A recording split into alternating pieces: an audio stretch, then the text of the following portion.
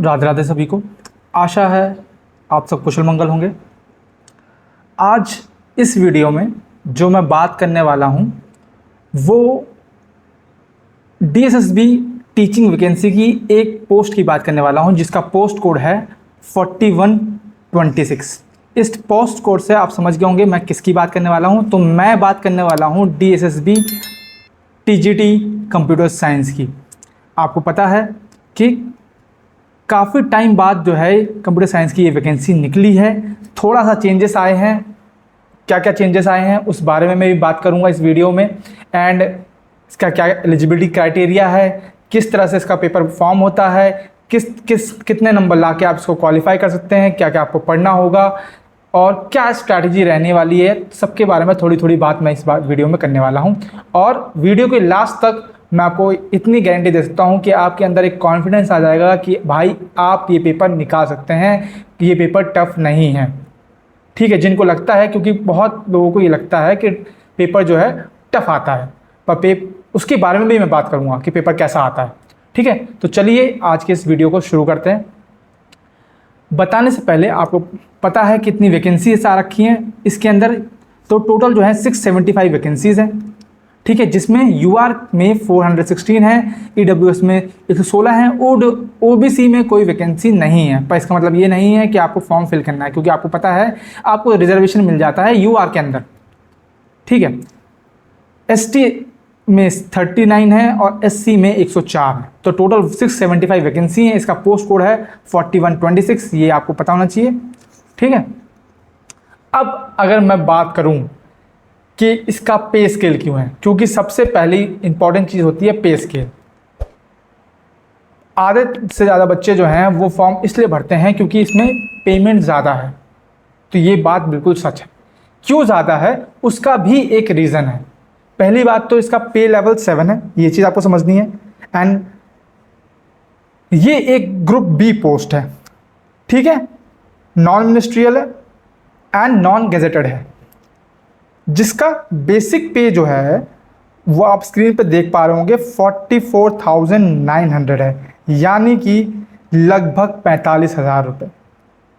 ठीक है, इसलिए ये जो है ये वैकेंसी इंपॉर्टेंट हो जाती है, क्योंकि इसका बेसिक ही इतना है कि जितना बाकी कुछ जॉब्स का नॉर्मल ग्रॉस सैलरी होती है।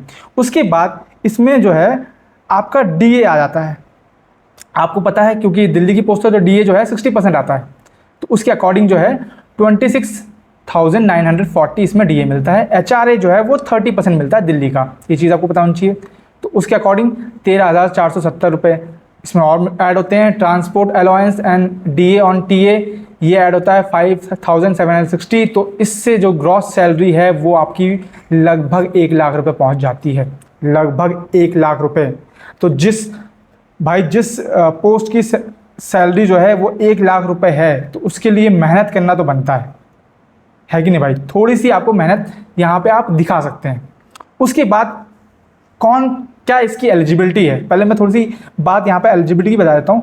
इससे पहले मैंने एक वीडियो बनाया था उसमें सारी वैकेंसीज़ के बारे में मैंने बताया था, और साथ में मैंने आपको नोटिफिकेशन भी दे दिया था कि जहाँ पे आप देख सकते थे कि इसमें क्या एलिजिबिलिटी क्राइटेरिया रहने वाला था।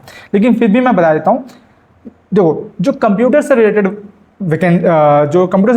डिग्री हैं, जैसे कि BC हो गया, ठीक है, या फिर bachelor degree in computer science होगी, या फिर BTech हो गया, है ना, या फिर ग्रेजुएशन प्लस जो DOE ACC और जो A लेवल का जो सर्टिफिकेट होता है वो आपके पास है, तो आप इसके लिए इस वैकेंसी के लिए एलिजिबल हो जाते हैं।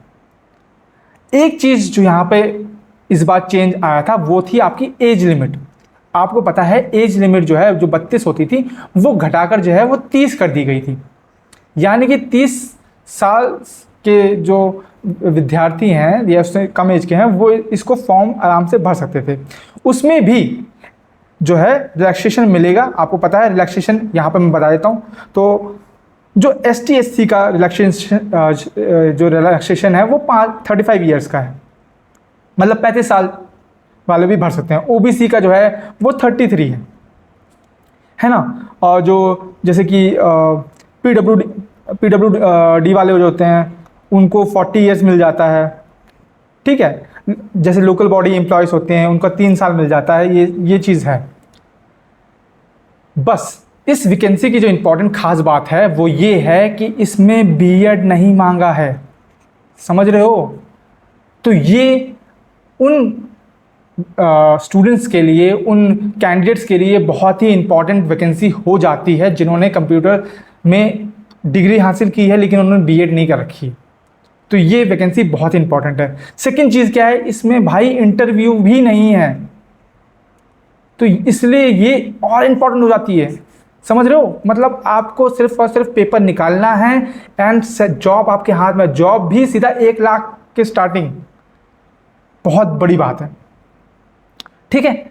इसकी आपको पता है डेट जो है वो लगभग जा चुकी है, फॉर्म जो है जितने फिल होने थे वो हो चुके हैं। मैं आपको बताऊंगा कितने फॉर्म फिल हुए हैं एंड सब कुछ बताऊंगा एनालिसिस करके। उससे पहले हम जो है थोड़ा सा इसका पैटर्न समझ लेते हैं कि पेपर एक्चुअल में पूछता क्या है। मैं आपको बता देता हूँ। इसमें दो पेपर होते हैं, पेपर 1 और पेपर 2, जिनको हम सेक्शन 1 और सेक्शन 2 भी बोलते हैं। पेपर 1 जो है वो जनरल स्टडीज़ का आता है, जिसमें आपकी जो है मैथ्स, रीजनिंग, इंग्लिश, हिंदी, है ना, ये सब जो है पूछ जाएगी, जीके जो है ये सब पूछेगी। पेपर 2 जो है वो सब्जेक्चुअल है, यानी कि इसमें जो है कंप्यूटर साइंस से रिलेटेड जो है सवाल पूछे जाएंगे, ठीक है। अब मैं यहाँ पे थोड़ा सा आपको और बताता हूँ जिससे आपको और बेहतर जानकारी मिल जाएगी पैटर्न के बारे में, ठीक है। ओके, ये यहाँ देखो, यहाँ पे मेंशन कर रखा है कि कोई इंटरव्यू यहाँ पे नहीं है। पेपर जो है आपका 2 घंटे का होगा। जनरल साइंस के 100 क्वेश्चन 100 मार्क्स के, और सेक्शन बी जो है वो कंप्यूटर साइंस और टीचिंग मेथोडोलॉजी जिसमें 100 क्वेश्चन 100 मार्क्स के, यानी कि 200 क्वेश्चन 200 नंबर के। नेगेटिव के लिए 1/4 डिडक्ट होगा, यानी कि 0.25 जो है वो गलत होंगे, और पेपर जो है हिंदी इंग्लिश दोनों में रहेगा, ठीक है। तो यहाँ पे वही चीज़ मेंशन कर रखी है कि जो पहला सेक्शन है पार्ट पेपर 1 है वो 100 मार्क्स का होगा, पेपर 2 जो है वो भी 100 मार्क्स का होगा।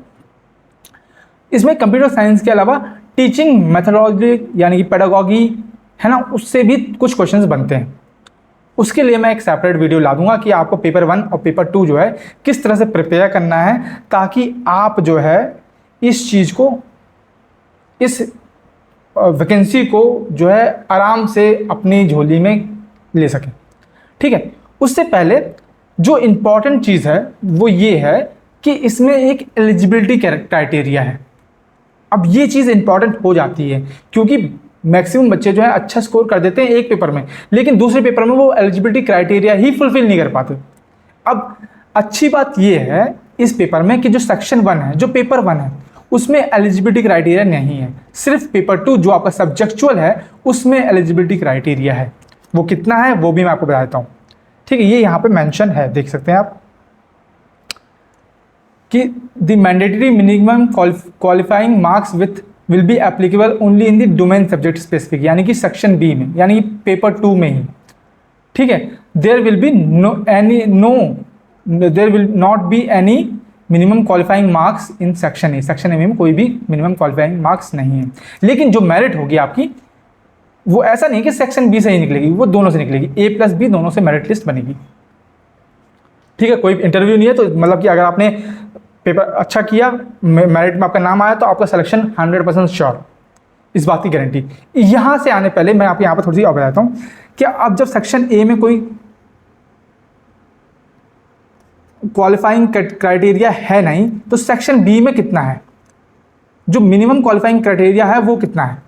तो यहाँ मैं बताता हूँ, जैसे कि अगर आप मान लो जनरल कैटेगरी में हैं, या UR हैं, या EWS हैं, तो यहाँ पे आपको 100 क्वेश्चन में से 40 क्वेश्चन जो है वो करने हैं, ये मिनिमम सही करने हैं, ये आपका मिनिमम क्राइटेरिया है। वहीं अगर मैं बात करूँ OBC की तो वो 35 है, और ST SC में यही जो है 30 हो जाते हैं, 30 मिनिमम क्राइटेरिया है, ठीक है। और मेरिट लिस्ट कितनी बनती है उसके बारे में मैं बता देता हूँ। ये मैंने थोड़ा सा क्या है, जो पहले के पेपर हुए थे उसके एनालिसिस की बेसिस पे मैंने ये बता रहा हूँ, ये तो ये इंपॉर्टेंट हो रहने वाला है। तो ये आप चार्ट दे सकते हैं, ठीक है। यहाँ पे आप देखिएगा, ये 2021-2022 की कट ऑफ के बेसिस पे, ये 2023 के कट ऑफ के बेसिस पे ये नंबर है, उसके हिसाब से मैंने बताया कि इस बार जो है लगभग कितनी रहने वाली है। ठीक है, तो देखिए देख सकते हैं आप, यूआर में 132, यहाँ पे 130, ओबीसी में 108, 116, ईडब्ल्यूएस में 124, 111, एसटी एससी में 114, 111 और एसटी में 83, यहाँ पे 106। इस बार जो है आप एक्सपेक्ट कर सकते हैं कि 130 से 140 के बीच में ही कट ऑफ वापस जाएगी, यूआर की भी और ओबीसी की भी, है ना। और क्या बोलते हैं, ईडब्ल्यूएस की 122 से 135 रहने वाली है, और 115 से 130 जो है वो आपकी एससी की बन सकती है, और एसटी की जो है वो 100 से 115 बन सकती है। और अगर आपके इतने नंबर आते हैं, यूआर में 150 प्लस स्कोर आता है, और ओबीसी में भी आता है, ईडब्ल्यूएस में 145 प्लस आता है, एससी में 140 आता है, और एसटी में 135 आता है, तो ये वो हैं जो क्वालिफाई कर जाएंगे 200% लिख लो आप, जो 200%, ये वो बच्चे हैं जिनके अगर इतने नंबर आते हैं तो वो 200% क्वालिफाई कर जाएंगे। आराम से चैन की नींद लो, आपकी नौकरी आपकी पक्की है। अब बात क्या होती है, आप समझो, यहाँ पे समझो, सेक्शन ए सेक्शन बी दोनों 100 नंबर के हैं, ठीक है, 100 नंबर के हैं। इसमें जो है एलिजिबिलिटी क्राइटेरिया है 40 का, 35 का और 30 का, ठीक है, क्योंकि ये सब्जेक्चुअल है। आप देखो जनरल की, मैं जहाँ पे जनरल की बात करता हूँ उसके हिसाब से आप जो है अपना अंदाज़ा लगा लीजिएगा। जनरल में 130 से 140 मार्क्स जो है वो जाने वाली है।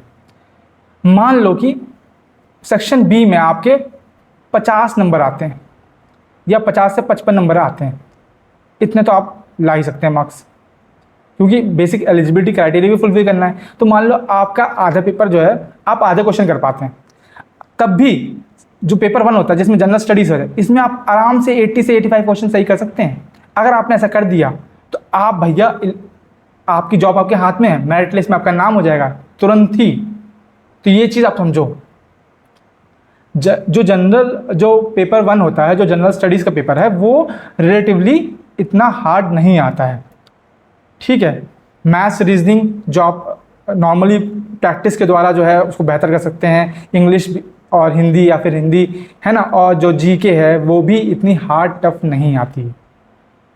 अब फिर भी बहुत बच्चों के मन में डाउट होगा, तो उसके लिए मैं है पेपर 1 की स्ट्रैटेजी, या फिर पेपर 1 में उसको पूरा एनालिसिस करके किस टॉपिक्स में से कितने सवाल पूछते हैं, है ना, और किस तरह से जो है आप प्रैक्टिस करेंगे, किस तरह से जो है आप अचीव कर सकते हैं, पेपर 1 को क्लियर कर सकते हैं, वो सब मैं आपको बताऊंगा। सेम चीज़ मैं पेपर 2 के साथ भी करूंगा। पेपर 2 में भी मैं बताऊंगा आपको कि किस टॉपिक से आपको पढ़ना है, किस टॉपिक को आपको लीव करना है, किस टॉपिक पे आप जो है कम ध्यान देने वाले हैं, है ना, और कहाँ से रिवीजन करना है, क्या स्ट्रैटेजी रहनी है, किस तरह से जो है आप पेपर 2 में भी 75 प्लस स्कोर कर सकते हैं। पेपर 1 में आप किस तरह से 80 से 85 जो मैंने बात बताई है, किस तरह से वो मार्क्स आप अचीव कर सकते हैं, ये सब मैं आपको बताऊंगा अपने एनालिसिस वीडियो में।